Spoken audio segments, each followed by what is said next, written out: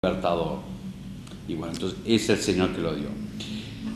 Una segunda como línea para el porqué de la encarnación, para que conociéramos plenamente a Dios y sin duda el amor de Dios de un modo inimaginable. Tanto amó Dios al mundo que entregó a su Hijo unigénito. En esto no es que nosotros amamos un poco y decimos de Dios, el amor de Dios tiene que ser más grande. Vamos a ponerle 6 ceros. Entonces el nuestro proyectado en más es de otro orden. Eso lo dice San Pablo en ese mismo capítulo 5 de la carta a los romanos. Puede ser que uno muera por un justo, pero por los pecadores, por el que me hizo mal, por el que no tiene sentido. Y lo mismo también lo dice San Juan en la primera carta, capítulo 4 si no me equivoco. En esto hemos conocido el amor que Dios nos tiene, en que entregó a su Hijo por nosotros como víctima de propiciación por nuestros pecados. Por eso en 458, bueno, sé que está ahí un poquito citado. Así que es la máxima revelación, y ya digo, es un poco, como dice San Pablo, la locura de la cruz. Es un amor impensable. Nosotros a veces nos deformamos, porque como ya estamos en ámbito cristiano, nos parece hasta casi que como que Dios está obligado a amarnos muriendo por nosotros. No, es lo impensable. El justo por los injustos, el creador por la criatura. Así que manifiesta, pues, por eso conocemos, y repito, estamos en la lista del corazón de Jesús, ese amor que es realmente la transformación cristiana. San Pablo es ese ejemplo, ¿no? Me amó y se entregó por mí. Y ahora ya vivo en la fe del Hijo de Dios que me amó y se entregó por mí. Gálatas 2:10, si no me equivoco. Así que toda la revelación está en la encarnación y máximamente en la culmen de la encarnación, que es la pasión de Cristo. Por eso es que, claro, Cristo está resucitado, está a la derecha del Padre. Sin eso también nosotros sabemos quién es y su gloria y su ser el Hijo, pero eso ilumina también quién es el que murió. Porque si no, por un hombre más que murió, podría decir qué gran tipo que fue, pero no, que es Dios que muere en su humanidad y que revela el amor del Padre. Un tercer, 459, ¿por qué se hizo carne? Para ser nuestro modelo de santidad. Conocemos el modelo de Dios, pero no solamente en el infinitamente bueno, infinitamente perfecto, sino en la humanidad, camino, verdad y vida, en su humildad, en su paciencia, en su abajamiento. Recordemos, San Agustín dice, hablando de la humildad, pero es una humildad básica, que el que siguió toda la filosofía de la época y contó cosas maravillosas y buenos ejemplos y consejos, pero en ninguno encontró la humildad. Como decía. Y después dice al revés, era tan importante la humildad para el género humano que podía enseñarlo solamente Dios humillándose.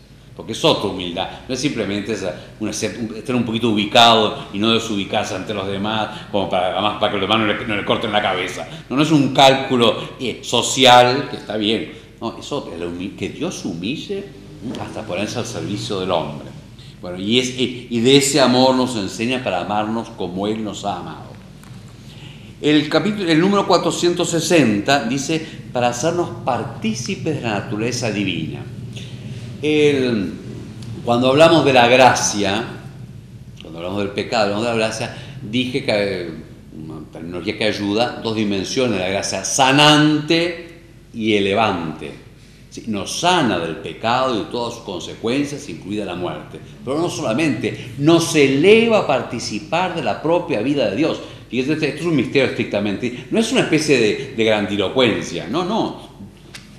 Dios nos diviniza, nos quiere hacer dioses, tanto en el ser como en el obrar. Con la fe vamos conociendo por participación como Dios se conoce, lo cual culminará en el cielo viendo cara a cada Dios, con la distancia que hay, por eso que haya entre creador y criatura, y por eso se requiere no solamente la revelación exterior, sino que el Espíritu Santo divinice la mente, la ilumine para conocer. Y lo mismo, amamos con el amor de Dios. Esa es la caridad, amamos a Dios y al prójimo con el mismo amor, porque el mismo, vuelta al texto de Romanos 5:5, la caridad de Dios ha sido derramada en nuestros corazones por el Espíritu Santo que nos ha sido dado. O sea, que potencia, diviniza los dinamismos, por eso las virtudes teologales, fe, esperanza y caridad, son divinizantes.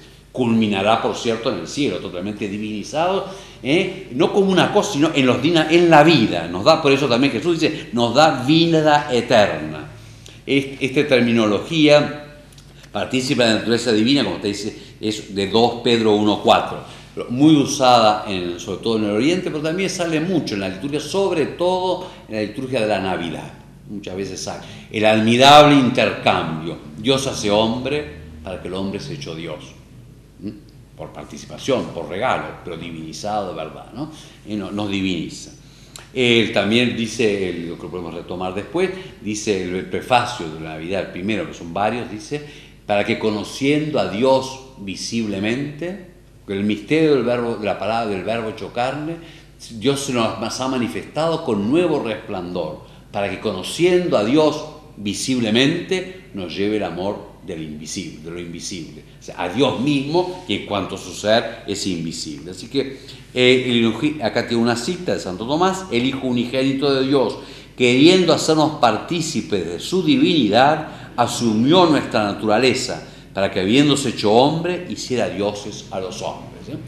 Así que tenemos que también levantar nuestra mirada. Y Cristo no vino simplemente para que fuéramos un poquito buenos, para que no hiciéramos demasiada barrabasada. Sí, claro, tenemos que empezar para no ser los grandes pecados, pero vino para divinizarnos. Y por eso se supone, y esa divinización supone las acciones de Cristo, la presencia del Espíritu Santo, la obediencia al Padre, que es como nos une a Él, y un continuo dinamismo pascual, un morir para resucitar.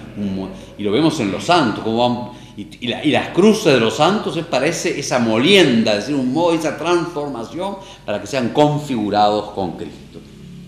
También aquí no está puesto, estaría en esta división, sobre todo la teología franciscana insiste mucho en la encarnación pensada aún si no hubiera habido pecado. Es un poco una teología, digo, no se puede afirmar que uno lo sepa, pero sí coincide con los signos de la carta, capítulo primero de la carta a los Efesios, primer capítulo de la carta a los Colosenses. El plan del Padre era cósmico, o sea, que el Verbo encarnado se entregara a toda la creación, principalmente a los hombres. Todo fue creado por Él y para Él. Como dice el himno de carta a los Efesios, capítulo 1, que rezamos en víspera los lunes, y víspera de Santo y víspera de Santa María, ¿no? Para poner a Cristo como cabeza de todo, del cielo y de la tierra. Así que es para el Dios todo, trinitario, se comunica a la creación por medio de la humanidad de Jesucristo, que es su verdadera creación, la humanidad, y por ella da toda gracia y consuma, es cabeza de la Iglesia y por ello cabeza de la creación entera. Así que tiene lo dije la otra vez cuando insistía en tomar más el término verbo, ¿no? Porque es el ver logos, pero el logos encarnado es la síntesis y la unificación de toda la creación, de toda la historia y de toda la creación. Es el sentido de todo.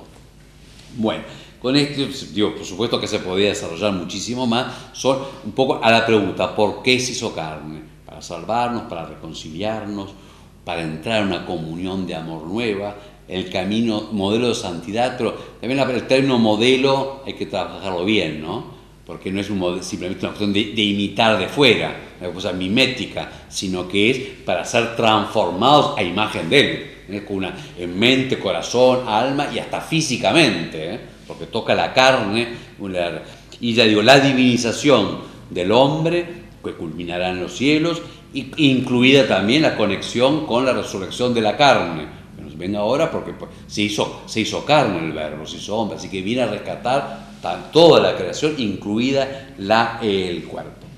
El apartado segundo toma la encarnación, un poco el momento de la encarnación, ¿qué decimos? Voy a leer el número 461, volviendo a tomar la frase de San Juan, el Verbo se hizo carne, el prólogo de San Juan, que leímos veces pasadas, que parte de la gran mirada contemplativa, pero San Juan se representa con el águila, que ve más de arriba, usa ese principio, Juan 1.1, en el principio, antes de todo, existía el Logos, el Verbo, la palabra, que estaba junto al Padre, o cabe, que en el seno del Padre, y era Dios con el Padre.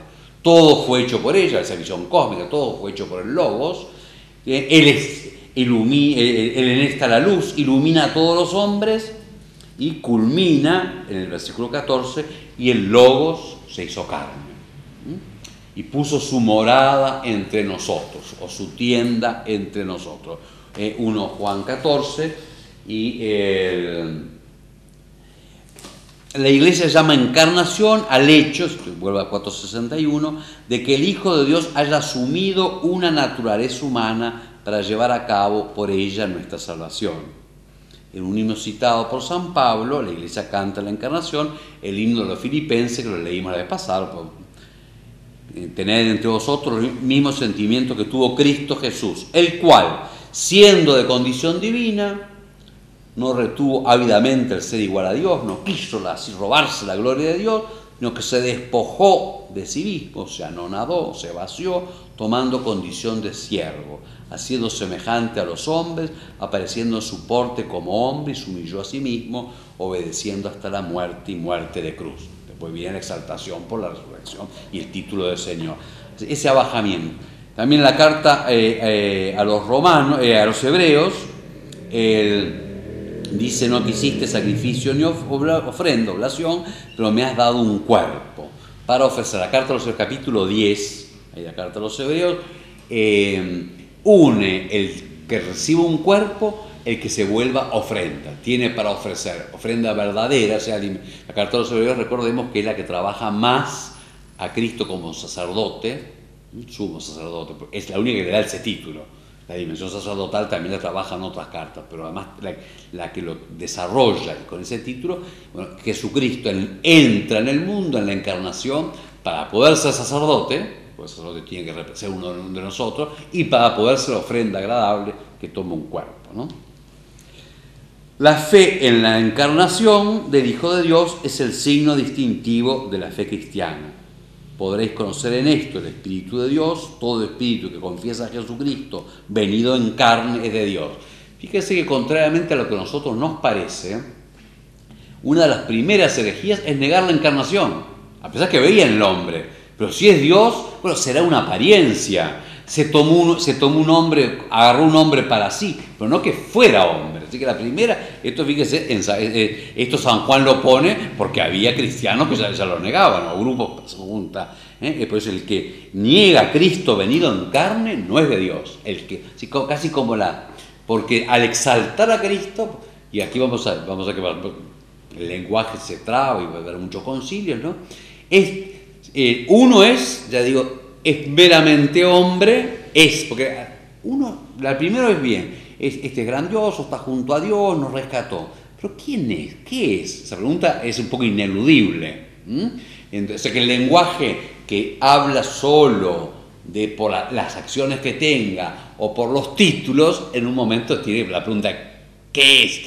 Y ahí se tropa, con el ser se tranca. Algunos, bueno, es un hombre, un gran hombre que Dios adopta, se llama adopcionismo, pero no es Dios, es lo más cercano, muy llevado, lleno de gracia, está por encima de los ángeles, pero no es Dios. Otro, al contrario, para defender la divinidad, no es hombre, es apariencia.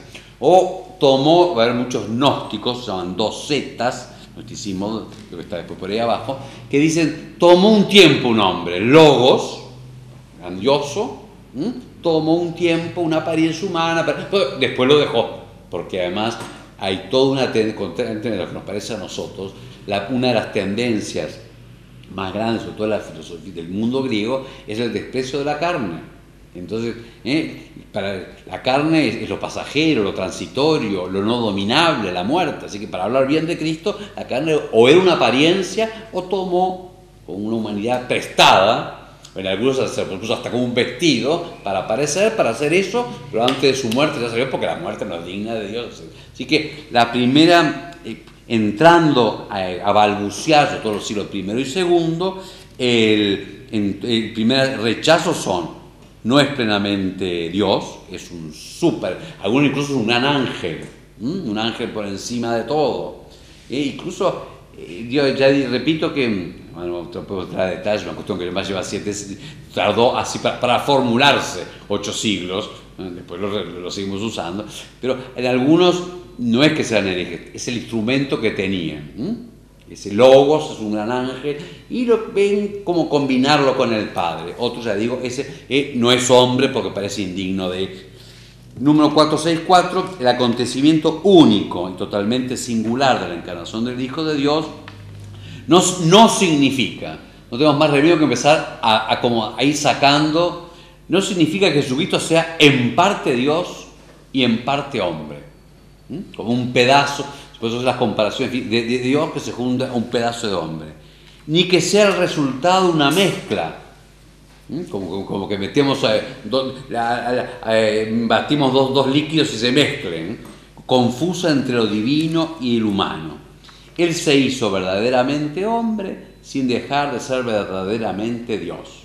Es un camino. Así que lo que podemos decir, porque vamos a decir, tiene una naturaleza humana completa. O sea, un cuerpo, y hablando ya con un cuerpo y humano pleno. Y va a haber errores que le sacan, y posee y es la divinidad con el Padre y el Espíritu Santo pleno. Así que la naturaleza divina y la naturaleza humana son plenas en Jesucristo.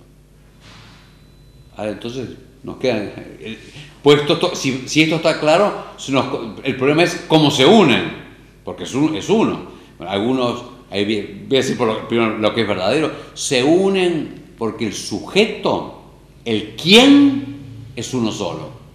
La persona, lo que decíamos, ¿quién? Es uno, el Hijo eterno de Dios. Que tiene naturaleza humana, tiene y es naturaleza divina, pero es solo la persona divina. El sujeto, entonces, el que gobierna y crea con el Padre y el Espíritu Santo, y la acción creadora es de los tres, es el Hijo. El que habla en la humanidad, el que ofrece su muerte, es el Hijo. O sea, la persona, el sujeto, es uno. Dos naturalezas, una persona. En Dios, en cambio, decimos 3 personas, 3 sujetos, una naturaleza. Después le vamos a dar vuelta, pero es mejor a partir del final de lo que llegó más claro, ¿no? Entonces, la unión de la naturaleza divina y de la naturaleza humana en Jesucristo no es ni una mezcla, una especie, un ser humano divino porque se mezcla la naturaleza, ¿no? Cada una funciona con sus poderes, por decir así, con su capacidad. No es porque le falte algo, va a haber algunos que van a absorber, exagerando la divinidad, y no es del todo Dios, no es del todo hombre, le falta algunos, por ejemplo, que la divinidad toma el lugar del alma, o sea que la que piensa es la divinidad y no hay un pensamiento propiamente humano, ¿no? Son limitaciones. Otro error es, sí, está bien, como tiene una naturaleza divina, la persona divina, la naturaleza humana, como que ya hubiera un hombre completo con su persona humana, y él lo toma, habría 2 personas, serían 2 sujetos. Si fuera así, no sería un solo Señor Jesucristo, y los actos no serían, porque el mérito de los actos lo da que es el Hijo eterno de Dios. Así que sería vuelta, no es que haya ya una naturaleza humana con su persona, un Jesús, y después viene y lo asume. Entonces, el verbo asume, no. En el momento de la encarnación, el verbo, el Hijo, la persona del Hijo, crea su naturaleza que asume. No hubo un instante que hubiera esa naturaleza humana sino asumida por el verbo. Jesucristo, verdadero Dios, verdadero hombre, la Iglesia debe defender y aclarar esta verdad de fe durante los siglos frente a herejías que la falseaban. Entonces, 465, las primeras herejías, para mí aquí las primeras, según un relato, la verdad las primeras fueron más bien las que no tenían del todo la humanidad clara, pero las que se formulan bien negaron menos la divinidad de Jesucristo que su humanidad verdadera, el docetismo gnóstico, ya dije, era Dios, era un ser divino que aparece como hombre o que toma un hombre, después lo deja porque les parecía indigno de Dios. Con eso solucionaban la humanidad, la unidad. Era verdad, era nada más que Dios. Lo que pasa es que no se encarnó de verdad, ni murió de verdad, ni resucitó de verdad, y al final ni nos salvó de verdad. ¿Tá? Fíjese que toda afirmación de quién es Jesús también es cómo son sus actos y cómo es su valor. Así que no es una especulación rara para hablar. Si Jesús si no es el verbo de Dios, el Hijo, el que ofrece, repito, su muerte es la de cualquier tipo. Lo que le da el valor infinito es que la está entregando el Hijo. Y a su vez, si no es hombre, no muere ni se ofrece. Así que digo, y nosotros tampoco estamos salvados, así que no, no es un mero especular, sino es la verdad. Primero la verdad, pero además la verdad hace tanto al ser como a la obra salvífica. Desde la época apostólica, la fe cristiana insistió en la verdadera encarnación del Hijo de Dios venido en carne, y tiene 2 citas de cartas de San Juan. Pero del siglo III, la Iglesia tuvo que afirmar frente a Pablo de Samosata, en un concilio reunido de Antioquía, que Jesucristo es Hijo de Dios por naturaleza y no por adopción. La otra punta. O sea, que no es que es el Hijo eterno y acá adopta, y el Padre adopta y va subiendo un hijo.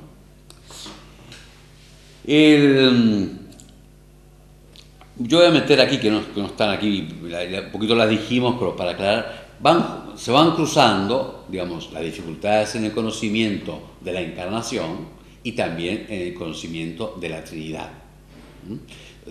En este siglo III, y retomamos un poquito cosas que dijimos, un modo incompleto de reconocer la Trinidad es que las 3 personas no son realmente distintas, son la apariencia del mismo. Es el Padre que de una forma aparece como Hijo, de otra forma, o sea, que es una sola persona, se llama modalismo. Una vez, miren que esto es importante también para la catequesis, porque un día pregunté, gente muy formada, de buenas catequesis, ¿cómo explican la Trinidad? Y yo lo explico así, es que es como tu papá, que cuando va al trabajo es el empresario, cuando está en tu casa es tu papá, y cuando está con el... Hay una sola persona, son distintos modos. Si es así, no hay Trinidad, ni hay que el Padre envía al Hijo. Fíjense que eso se llama modalismo. Y bueno, las clasificaciones porque nos advierten que tenemos que al menos hablar bien de Dios. El Padre no es un modo de ser Dios, y no es el Hijo distinto del Padre, justamente como persona. Son la misma divinidad. Lo mismo, pues a mí no me gustan los 3 fosforitos, porque es una cuestión física y las personas son los problemas espirituales. Yo por eso la otra vez les introduje a empezar por mostrar cómo en nosotros hay distinción de persona y de naturaleza, del sujeto y de la naturaleza que tenemos, y después irlo elevando a Dios y después callarse a hablar bien. Bueno.